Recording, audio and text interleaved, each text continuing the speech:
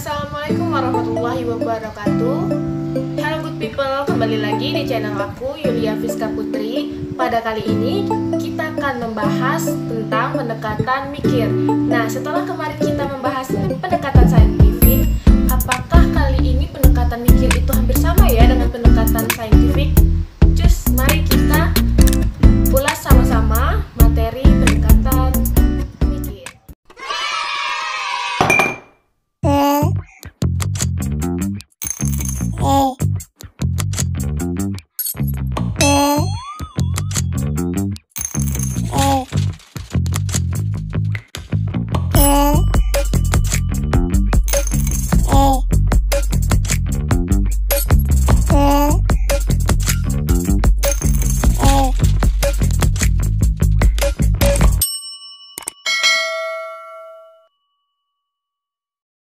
Sebelum lebih jauh kita memahami dan mengulas apa itu pendekatan mikir, pertama-tama kita harus kenalan dulu nih dengan pendekatan mikir itu apa ya.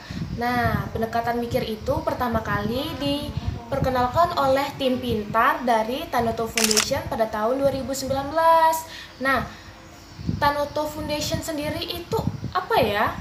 Nah, buat kalian yang belum kenal Tanoto Foundation itu adalah program yang bergerak di bidang filantropi independen yang tujuannya didirikan untuk mengembangkan dan merubah pendidikan menjadi lebih baik lagi, terkhusus di Indonesia.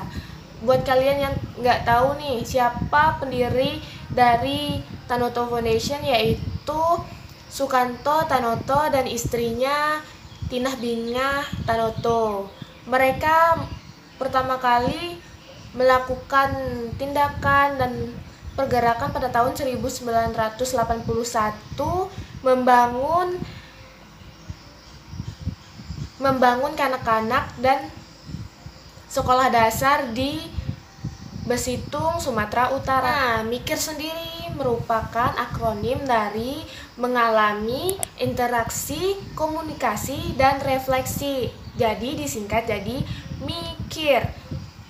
Pendekatan ini diciptakan agar peserta didik lebih kreatif dan mampu bekerja sama dalam tim serta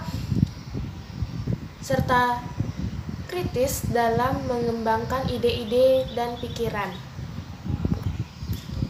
Kemudian yang kedua itu ada tahapan pendekatan mikir. Sebelumnya kan kita sudah menyinggung pengertian atau akronim dari pendekatan mikir sendiri itu apa. Nah, tahapannya itu tercermin pada akronim dari mikir tersebut. Nah, pertama itu ada mengalami, bentuk interaksi sendiri dalam proses pembelajaran itu contohnya bertanya, berdiskusi, dan memberikan komentar. Nah, kegiatan yang ketiga itu ada komunikasi. Nah, buat komunikasi di sini adalah kegiatan di mana seseorang itu menyampaikan suatu informasi kepada pendengar. Contoh kegiatan komunikasi dalam proses pembelajaran itu contohnya adalah melaporkan hasil pengamatan di depan kelas, kemudian mendemonstrasikan suatu eksperimen, bercerita, menjelaskan sesuatu, dan hal-hal lain yang berkaitan dengan memberikan informasi terhadap peserta didik lainnya maupun terhadap guru. Nah, yang terakhir itu ada kegiatan refleksi. Buat kalian yang belum tahu refleksi itu apa, yaitu adanya perbaikan atas proses pembelajaran yang telah dilakukan tadi. Boleh meminta pendapat kepada peserta didik untuk melakukan perbaikan pembelajaran yang akan datang. Nah, selanjutnya dampak positif penerapan pendekatan mikir. Kita akan membahas dampak positifnya nih apabila guru menerapkan pendekatan mikir pada proses pembelajaran, yaitu peserta didik dapat dipersiapkan dalam menghadapi tantangan pada era abad 21. Selanjutnya itu peserta didik dilatih untuk mempersiapkan diri dan membiasakan diri dalam memecahkan masalah atau problem solving. Nah, untuk catatan pendekatan mikir ini kan sebelumnya sudah dibahas itu urutan-urutannya, tahapan-tahapannya. Catatan di sini, tahapan tersebut tidak hanya terjadi satu kali, bisa saja terulang dan kegiatannya itu lebih dari satu. Contohnya itu misalnya mengalami habis itu interaksi. Nah, habis interaksi itu bisa saja peserta didik mengalami lagi. Selanjutnya ada pengaplikasian pendekatan mikir pada proses pembelajaran. Di sini saya akan menggunakan pendekatan pembelajaran mikir pada kelas 6 tema 3 yaitu tokoh dan penemuan. Skenario mikirnya sendiri di sini ada berbagai kegiatan yang telah dijelaskan sebelumnya. Itu ada unsur belajar aktifnya berupa mengalami. Contoh kegiatan mengalami dalam skenario mikir sendiri itu yaitu pertama, siswa membaca teks tentang Thomas Alva Edison, sang penemu bola lampu pijar. Nah, kegiatan ini dilakukan oleh individu. Kemudian, contoh kegiatan interaksinya berupa siswa secara berkelompok berdiskusi untuk menemukan ide pokok pada tiap paragraf.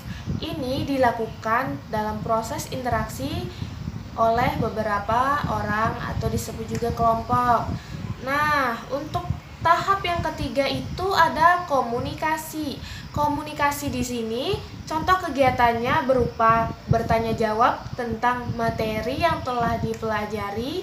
Siswa diminta untuk membacakan ide pokok, paragraf, dan informasi berdasarkan grafik organizer yang telah mereka isi di depan kelas atau komunikasi.